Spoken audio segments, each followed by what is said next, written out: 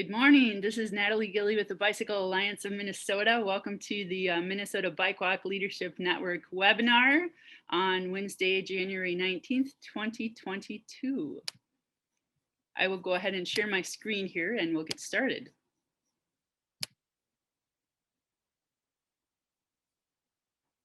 Today we'll be talking about biking and walking for healthy people and a healthy planet. Before we get started, I just want to give a huge thank you to all of our webinar speakers we had in 2021. There are many of you, and we just want to pause for a moment and thank all of you for being speakers on our 2021 webinar and for helping us to have an excellent array of content in 2021. So first we want to introduce and let me know in the chat box what your name is and where your location is. So we welcome people from all over the state this morning: Fergus Falls, St. Paul, Wabasha, Rochester, Elgin, Mankato, Jackson, Stillwater, Minneapolis, Appleton, and other places around the state. So thank you so much and welcome to the webinar. So the purpose of this webinar is to connect local bike walk leaders to share stories and ideas about how they're lifting up the walking and biking culture in their communities. We have a land acknowledgement statement.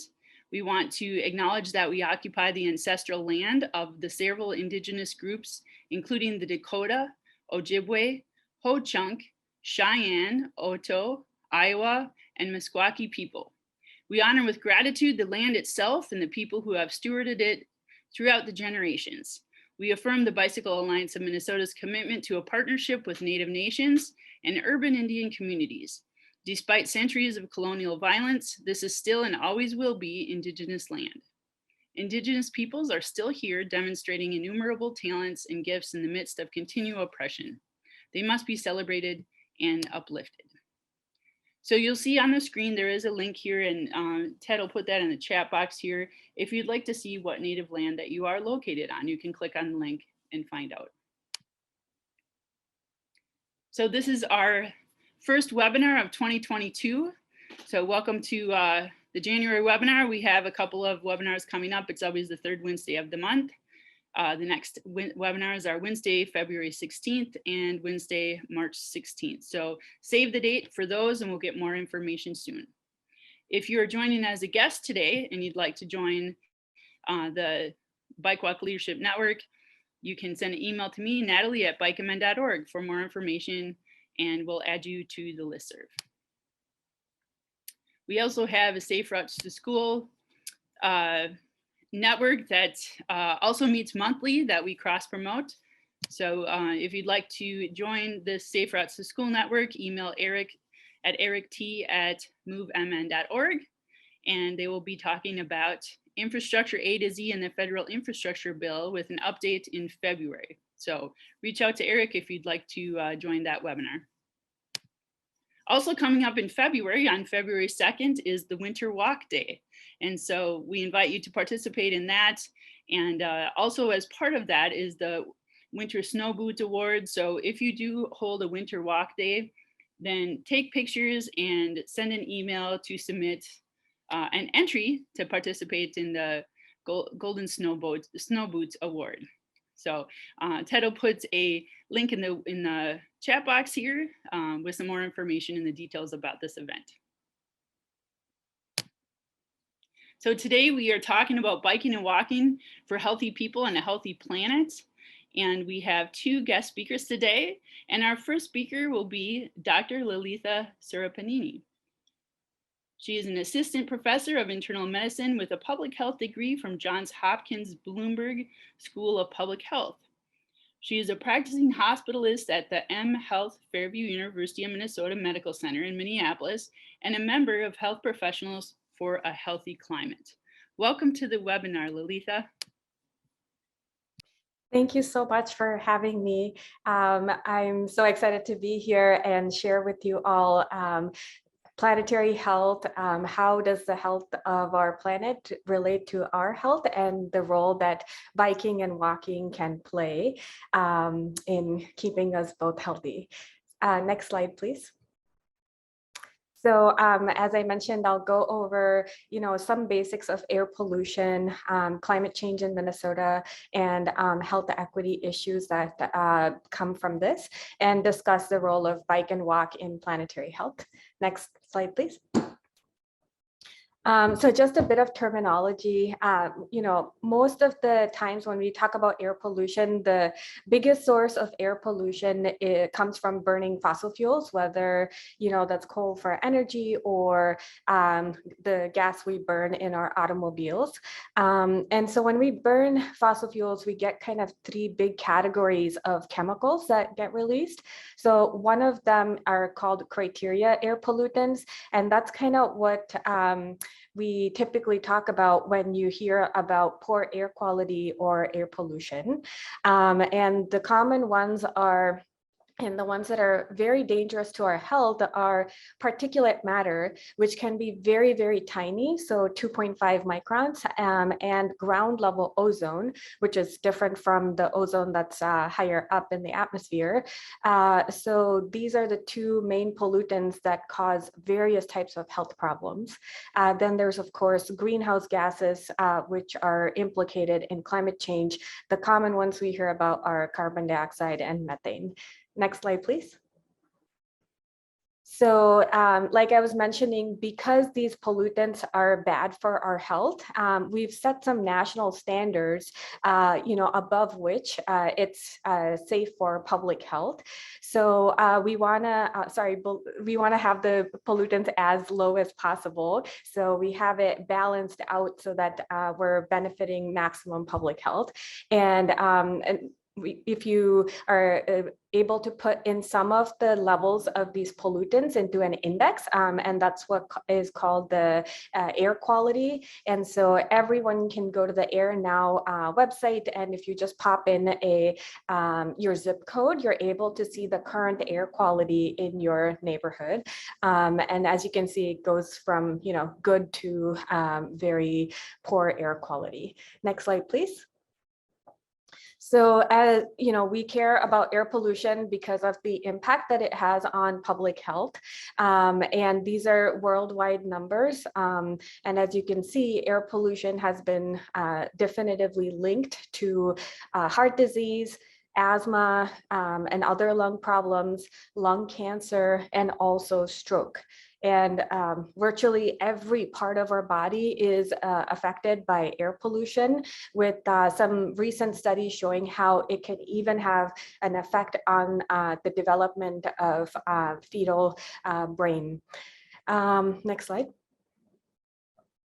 So as we discussed, there's always in Minnesota, as well as in other parts across the country and the world, the impacts of air pollution are felt very inequitably. So in Minnesota, we see that low-income communities and communities of color are exposed to higher levels of air pollution and poor air quality. And so even though overall we have good air quality in Minnesota, not everyone gets to benefit from this. Next slide. So then switching gears to climate change, these are some pictures from the DNR climatology. So we can see that our winters are getting hotter. So we are experiencing more wet and warmer winters. And all of our seasons are continuing to warm, and this has an impact on our health as well. Next slide. So transportation is one of the largest source of greenhouse gases. And these are the latest numbers we have from the Pollution Control Agency. Next slide.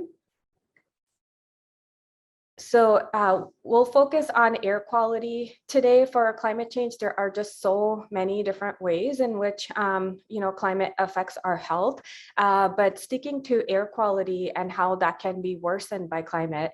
So there's top 3 ones in Minnesota are allergies and wildfire smoke and summers that are heating up. So because of higher temperatures and higher CO2 concentrations, we're seeing that ragweed pollen season is getting longer. And so you can see in this picture that we already have an 18-day longer pollen season compared to when we compare 1970s to 2000s. And then with hotter summers, what happens is that the air stagnates a lot.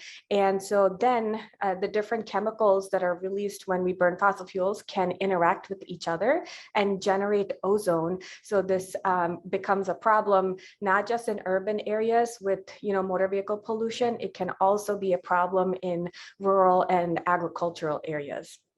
And then we have wildfires, both in Minnesota and the smoke that comes from Canada and the Northwest that can affect our air quality. Next slide. And you all already know about the health benefits of active transportation. So that's biking and walking. It's good for, both physical and mental health. Helps with both muscular strength as well as, heart health. Next slide.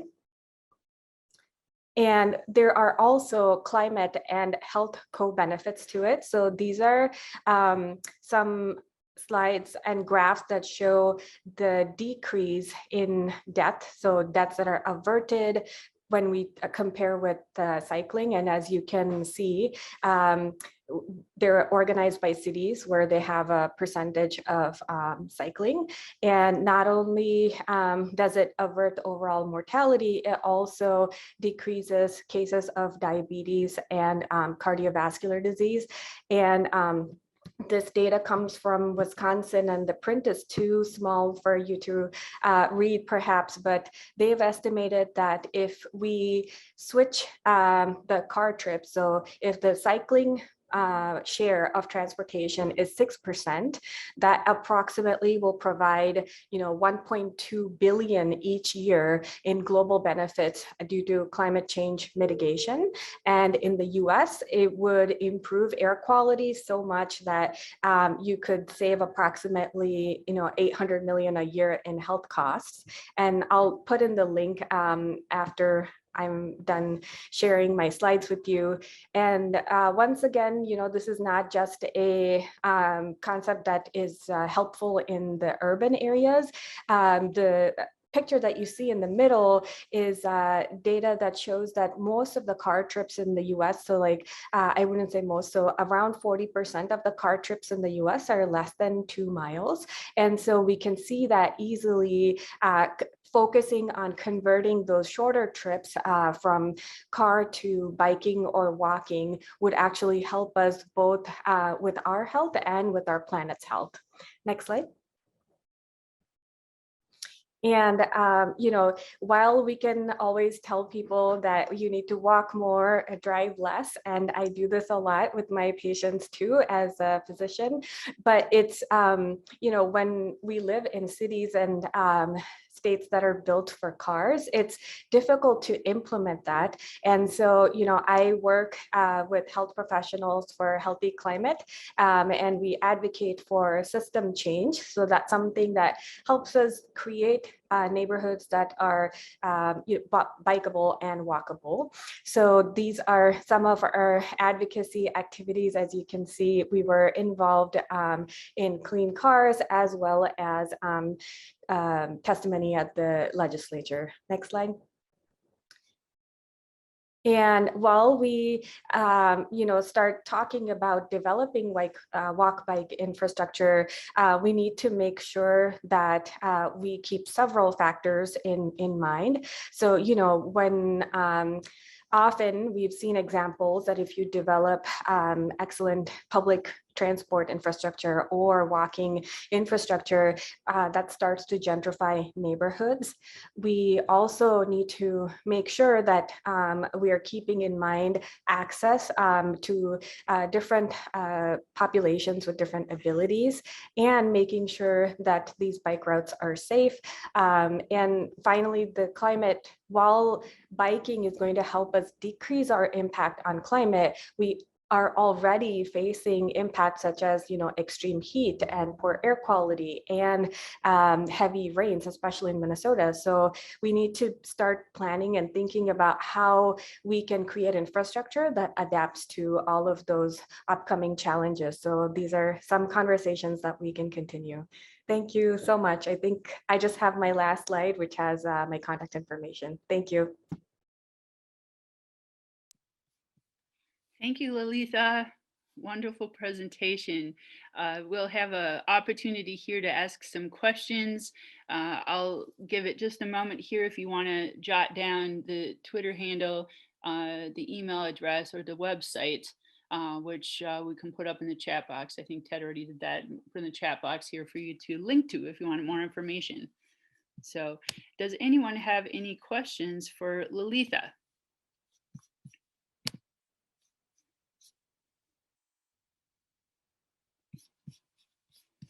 We'll pause for a moment and see if we have any questions. You can put them in the chat box, or if you'd like to ask on video or audio, be sure to unmute yourself. I had a quick question. The 3 maps of Minnesota that showed the changing temperatures, the one in the middle showed 7.5 degrees in northern Minnesota. What were the other 2 maps?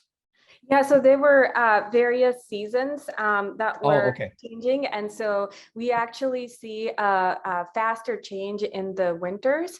So on the left, what you're seeing is, I'm trying to see how I can go back, but luckily I found the link to the university's website, so I'm just going to drop that in. So the leftmost one is overall temperature change, whereas the one that's most prominent is winter. So we see that the winters are warming up so much faster than summers. Thank you. Yeah.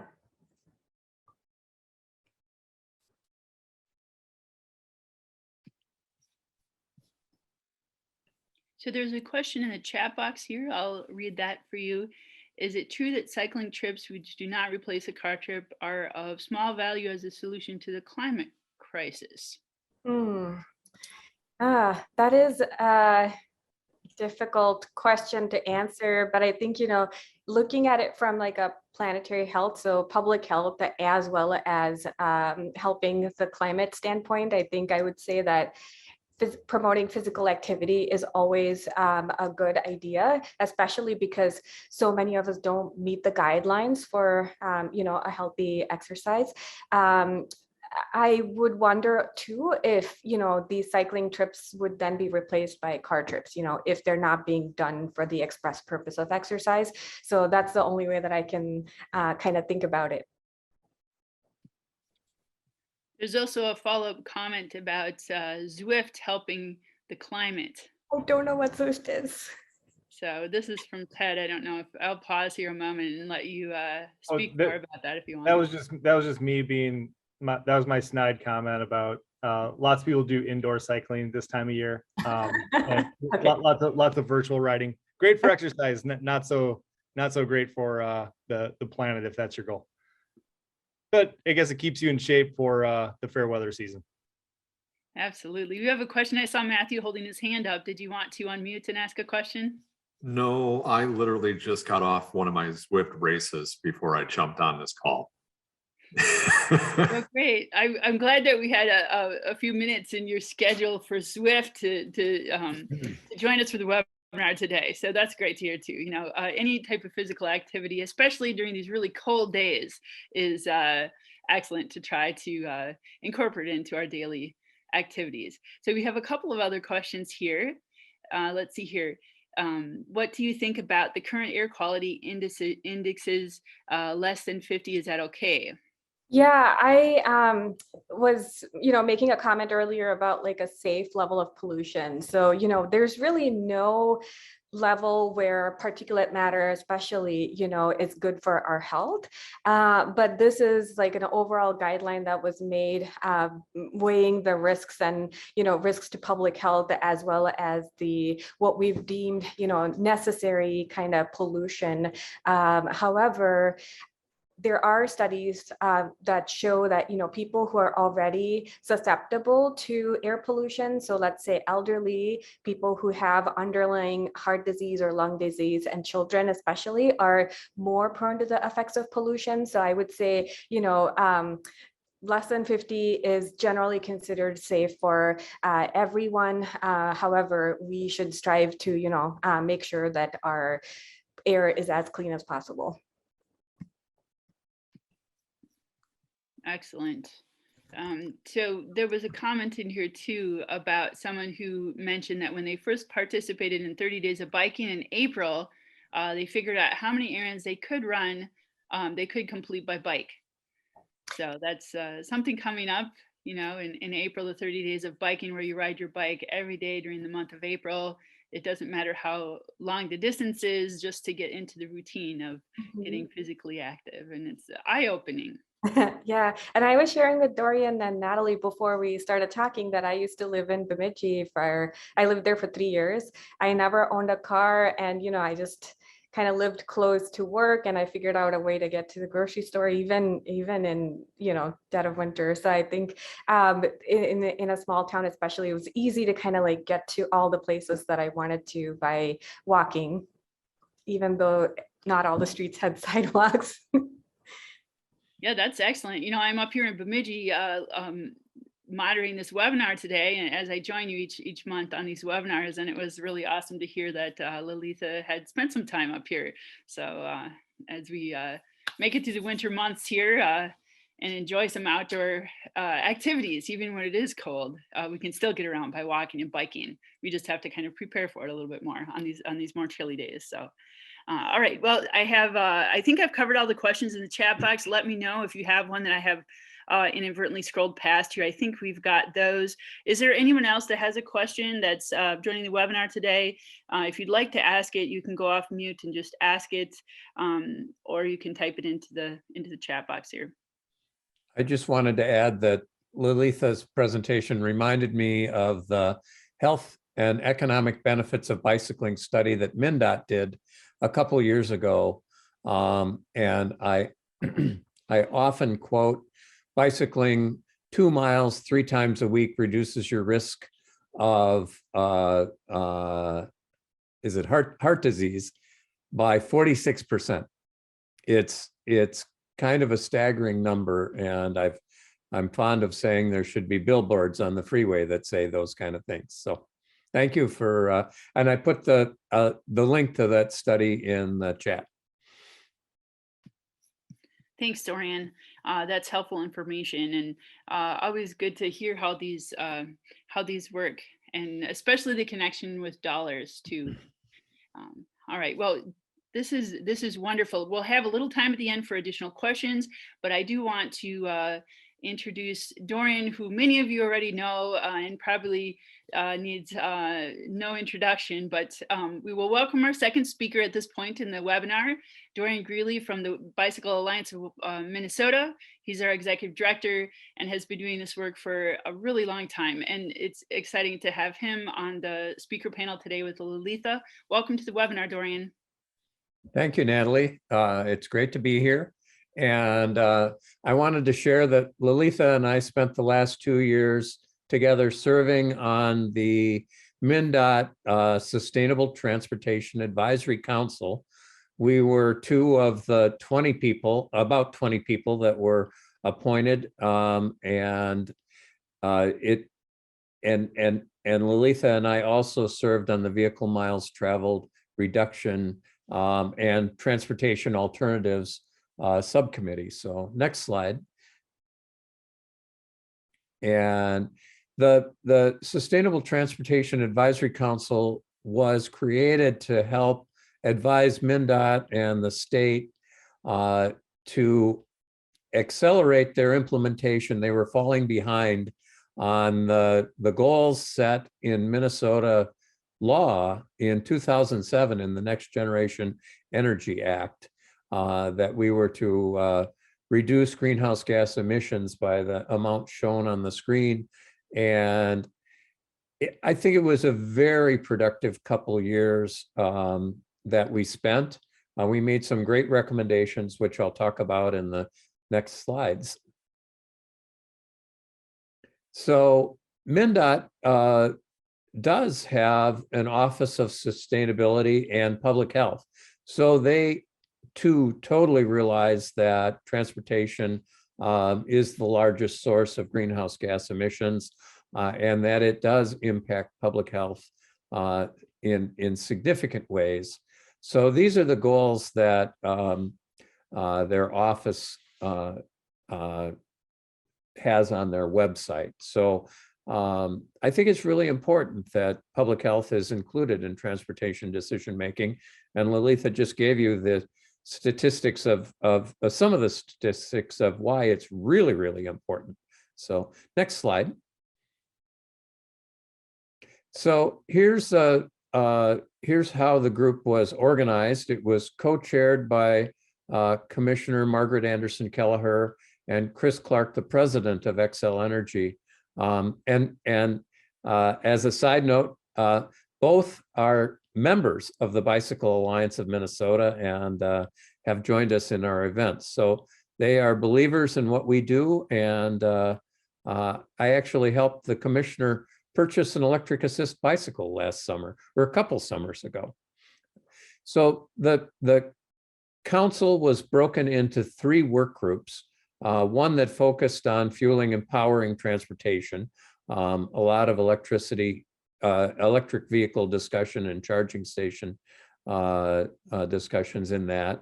As I said, Laalitha and I served on the reduced vehicle miles traveled and improved transportation options work group. And there was a group that talked about system resilience. And the next slide shows the recommendations of those 3 groups in round 1 after a year in December 2020. We actually met in person a couple times, and then for the most part, we met virtually. I won't focus on these goals in great detail, but I did want to talk about them for a little bit, especially how the vehicle mile travel goals relate to active transportation. But as you can see, the recommendations from the Fueling and Powering Group focus on clean fuels, electric vehicles, and EV charging. The group that Laalitha and I worked with, and this was every other Friday morning for the last 2 years. So it was a lot of meetings for that work group. And we were very excited when we made that recommendation in December 2020. We weren't sure whether the Department of Transportation would take it seriously and adopt a 20% vehicle mile travel reduction goal by 2050. They did so a couple months later, early in 2021. And they also did so with support from this work group that they've fully realized that the majority of those vehicle mile traveled reduction goal needs to be accomplished in the metropolitan area, Twin City metropolitan area. But there are lots of opportunities, and Wayne Hurley joined from Fergus Falls, the transportation planner in Fergus Falls, joined us for several of our calls and talked about ideas how this can apply in a small town. And Laalitha's mentioning of 40% of trips are 2 miles or less certainly applies to small towns. And I'm very fond of saying that small towns in Minnesota, for the most part, are kind of inherently bike and walk friendly. They have wide streets and they have a network of sidewalks. So the other recommendations from the Reduce VMT committee were stop expanding highway capacity, obviously mostly in the metro area, to reduce congestion. We wanted to focus that conversation more on land use and providing transportation options rather than more freeway and more highway expansion. And then obviously prioritizing transit high occupancy vehicles were also an important part of that. The Transportation and Resilience Work Group focused on asset management, commonly discussed as fix it first policy, meaning don't let your bridges get to the point where you have to replace them. You can extend their life if you regularly maintain them. And Minnesota has a challenge with that because we haven't raised the funding source for maintenance, which is a gas tax, for a very long time, or we haven't increased it with to keep pace with the needs out there. They had some other suggestions about design, build, and dedicated trucking lanes. We don't need to discuss today, but I think they're good strategies and they would benefit us all. Next slide, Natalie. So a year later, we came back with additional recommendations or refined recommendations. And again, Fueling and Powering really wants to push the state of Minnesota to lead by example and transition their state fleet to electric vehicles as quickly as possible. They also realize that medium and heavy duty vehicles need to have special emphasis to decrease the greenhouse gases that are emitted by those and do some catch up and be a leader in the Midwest with EV charging infrastructure.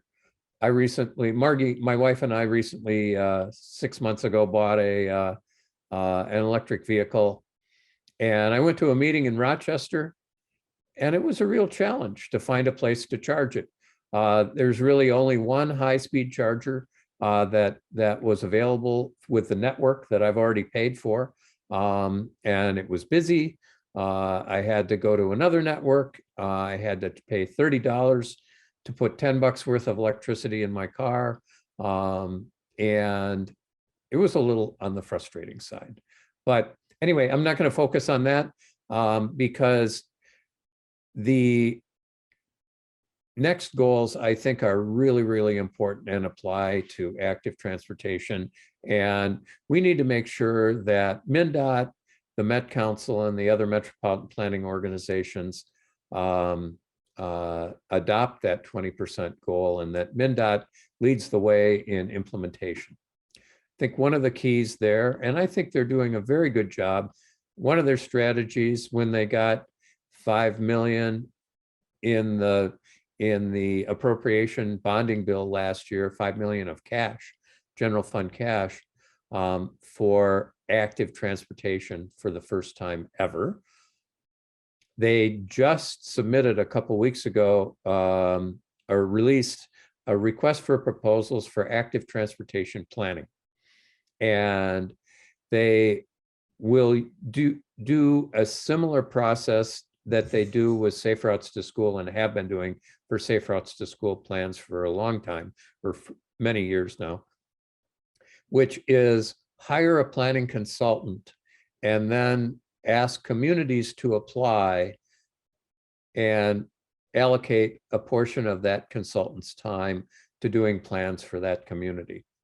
And I'm pretty excited about that. They expect to do around 40 plans. The funding will allow them to do around 40 plans in communities all over the state. So be aware that MnDOT will be hiring a consultant soon. And then shortly, maybe by summertime, they will have issued a request for communities to apply for planning assistance for active transportation planning. Be very similar. It just won't be focused on the school districts like the Safe Routes to School plans have been. So as you can see, the other recommendation is to work with the metropolitan planning organizations to adopt similar goals. And that's where we as an organization and the Advocates Network can work together to make sure that we are speaking with all planning organizations around the state, whether it's Mankato or Rochester or Duluth or Fargo-Moorhead. I think it's really, really important that we reach out to them all. The third recommendation fits so nicely with what the Bicycle Alliance would like to do related to active transportation, is build public and local support for those transportation options that were talked about in the 2020 recommendations, and are just a part of will be an integral part of the 20% BMT reduction goal. So part of that would be to work with the other work groups and state agencies and local governments and the MPOs to develop a toolkit to develop strategies in communities all over the state to reduce vehicle miles traveled. And I think many of you realize that congestion is a huge problem in the metropolitan area. And we can't just build more roads and squeeze more cars into our communities. We need to figure out different ways of doing that. And we need to have land use plans that prevent that from happening. So Natalie, the next slide, I wanted to remind everybody about the Bicycle Alliance's strategic plan that was passed. It's our 2021 to 2026, I think, strategic plan was passed by our board in July, last July. And these are some of the key strategies and goals that are included in there. And I think it's really, really important. Laalitha talked about the need to make sure that low-income communities and BIPOC people are part of that movement, and that environmental justice is considered all throughout everything that we do. I'm really excited about goal number 3, because that directs under community engagement, that directly relates to MnDOT's active transportation planning and safe routes to school planning. And BikeMN and I'm sure all of you as part of the network will be involved in one way or another in that active transportation planning. And we're also at the end of the workshop today, we're going to talk about bikeable community workshops.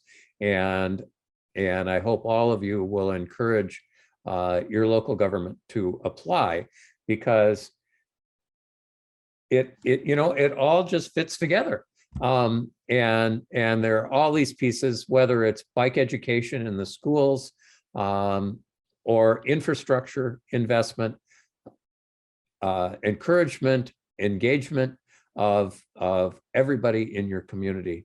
So anyway, the next section of our strategic plan talks about advocacy and making sure that we continue to develop a strong and active network.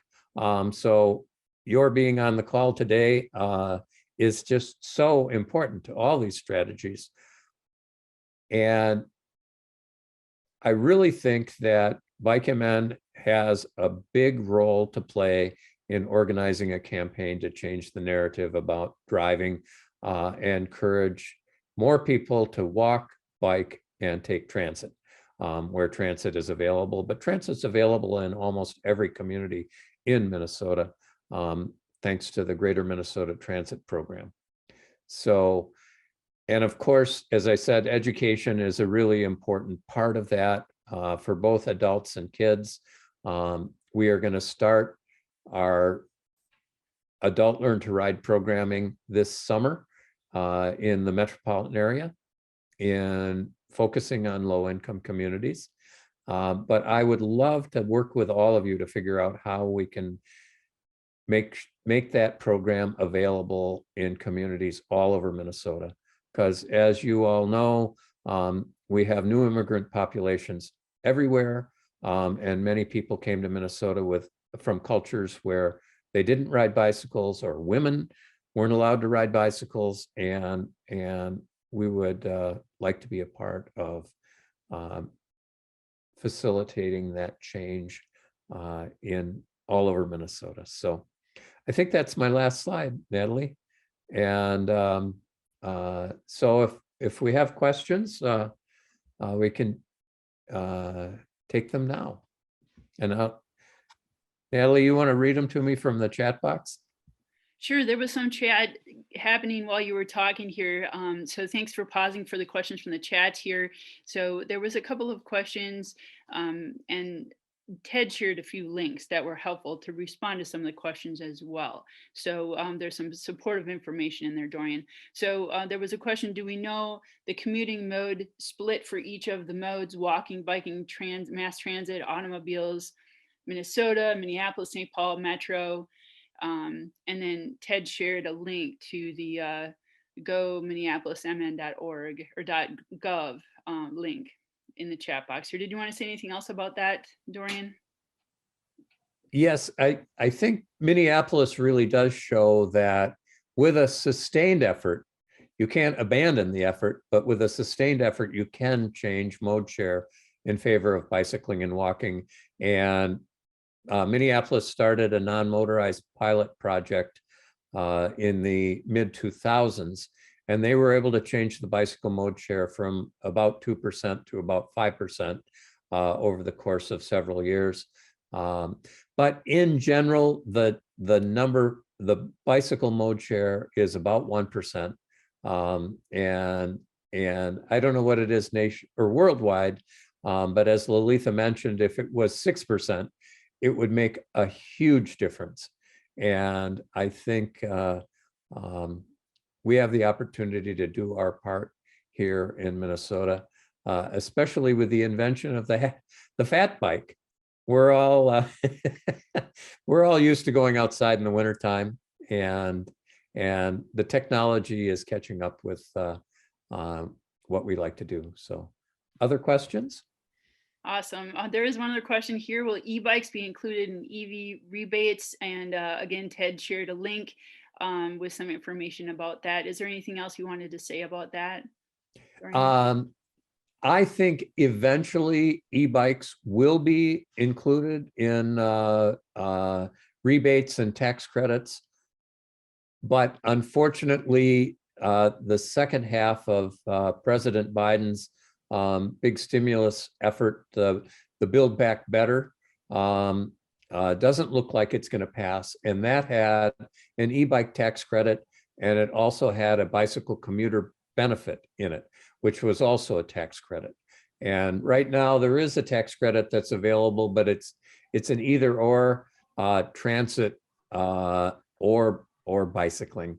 And so it's not that popular because of a lot of people that bicycle in the summertime, take transit in the wintertime. So of course we will keep pushing, and People for Bikes, the national organization, will keep pushing, and the League of American Bicyclists will keep pushing. The Safe Routes Partnership will keep pushing for those kind of incentives, because those are part of an engagement strategy and a campaign strategy that I had discussed. Dorian, this is Tony Desnick. I have one question about the committee work. Did you ever discuss the sort of equivalent to the company car, where companies will get a tax credit for providing cars either leased or bought for employees?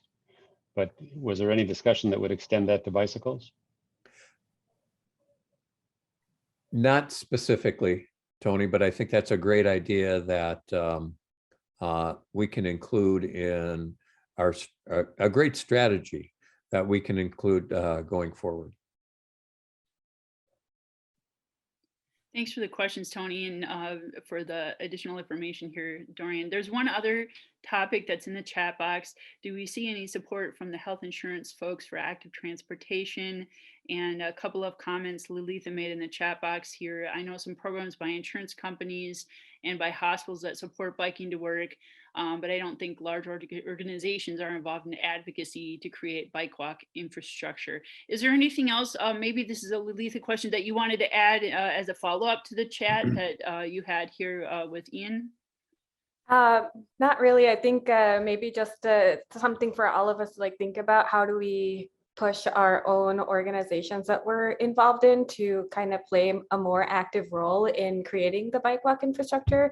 Because, you know, your hospital could say, if you bike to work every day, we're going to give you, you know, a coupon or a discount on insurance. But then if there's no safe way to get to work by bike, you know, not a lot of people are going to do it. So I think it just kind of shifts the responsibility to individuals, and yeah, so provide it exactly, and any other facilities that biking would need.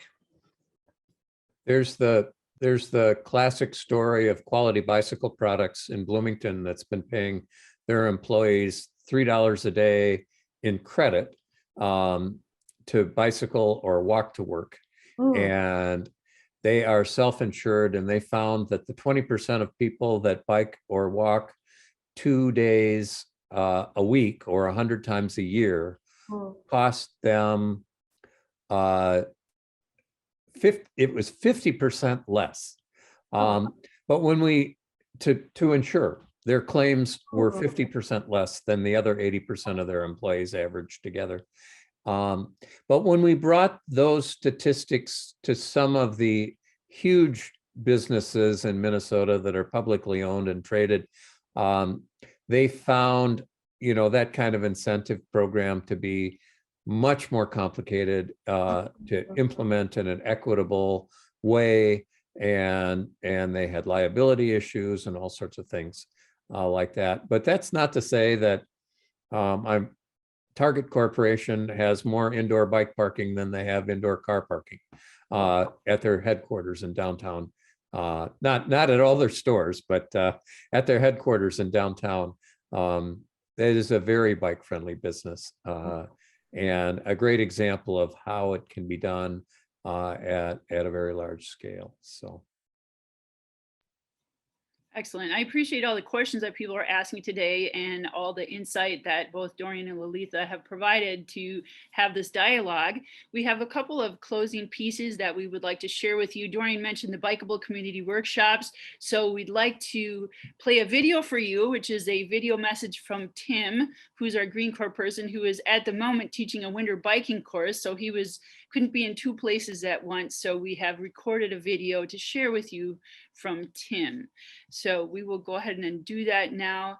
And we have the screen up here, and I'll pause and we'll go ahead and play this. So this is from Tim, our Green Corps member. Are trained on strategies they can use to create a more bike-friendly community. Through discussions, presentations, and an on-bike mobile workshop, participants will assess and evaluate their community's current bicycle-friendly efforts and facilities, and work together to create a personalized community action plan. Simple steps to make bicycling convenient and safe can pay huge dividends. You will see these dividends in civic, community, and economic development, as well as overall quality of life.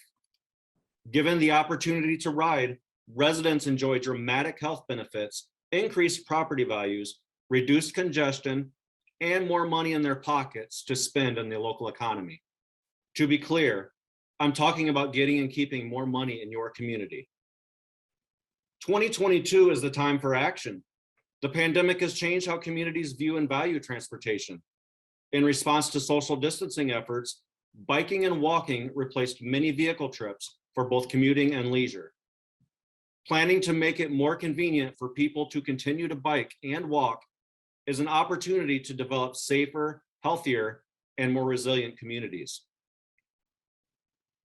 We know that when your community welcomes bicycling, tourism flourishes, local businesses attract the best and brightest recruits, governments realize savings, and the local economy thrives.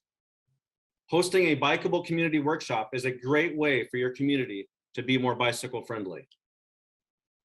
This year, bikeable community workshops will be held via a 2-session hybrid format. The first session will be virtual for every community and will occur during late April or early May of 2022. Your community will be able to choose from a morning, afternoon, or evening time slot for this virtual session.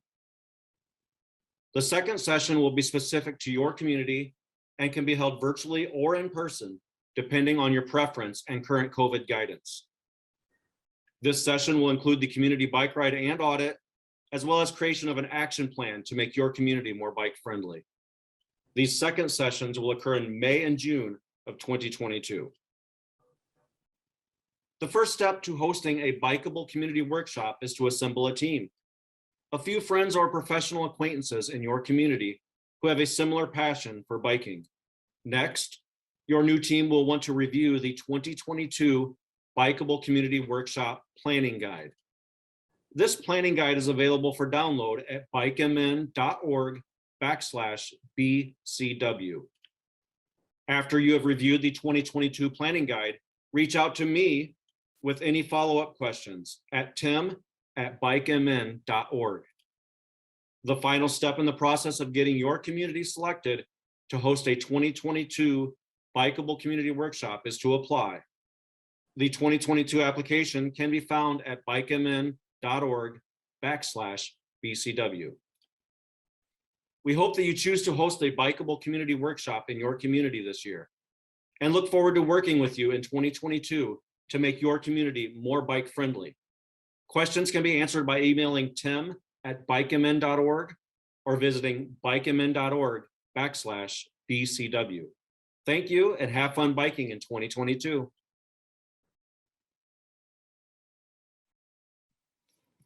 Well, that's a big thanks to Tim for presenting that video to us today. And we encourage you to apply for bikeable community workshops so that you can participate in that. So we'll put the link in the chat box for some more information on that. And then you can click on that and apply, and definitely reach out to Tim. You've seen him on the video now. You've heard a little bit about what he has to say. And if you do have questions about the Bikeable Community Workshop, feel free to reach out to him, tim@BikeMN.org. So we have one other piece here today that we'd like to share with you. And I would like to welcome to the webinar today, Ted, who will share with you a little bit about some events. Welcome to the webinar, Ted. Hey, thanks everybody. So we had kind of put together, I'm not sure, Natalie, there's a slide for this one too, but we, in our launch of our new website at BikeMN.org, we're really doing our best to put up every event that's going on throughout the state of Minnesota. So this is actually just a sample of what's happening between now and the next webinar. Things do not slow down here in Minnesota when it comes to biking events. The fat bike scene has exploded, especially during COVID. Global Fat Bike Day, I think there were 10, 12 events across the state. So different groups getting together and riding off-road in their fat bikes and stuff like that. So like I said, we're really trying to put everything that's up there. Other sites are going to put things that, are sponsored or whatever.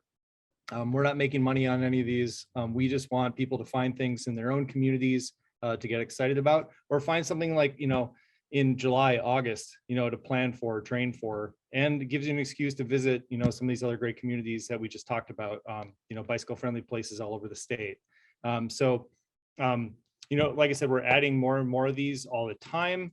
You can add them yourself if you go to that page. But yeah, please scroll through there. We're also looking for feedback. If these can be presented to you in a different format, what are you looking for? What are we missing? We're trying to add classes. You can see the hub's got a number of classes there. I took that wheel building class like 15 years ago, which says, number one, how old I am. And number two, I still have those wheels and I've probably have like 15,000 miles on them.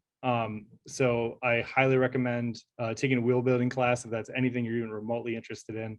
Lots of great stuff there. So yeah, I think that about wraps it up for me, Natalie. Thanks, Ted.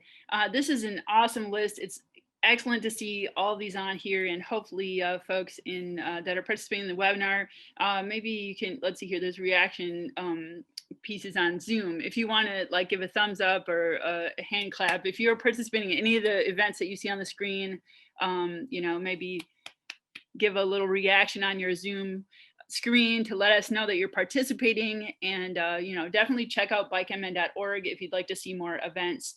And, you know, like Ted said, add your event to our website so that other people can see it as well. So we have just a couple of minutes left here. Does anyone else that's participating in the webinar today want to ask another question of Dorian or Laalitha, or have a comment about the topic today? I'll just hold for a couple minutes if anybody would like to ask a question or make a comment.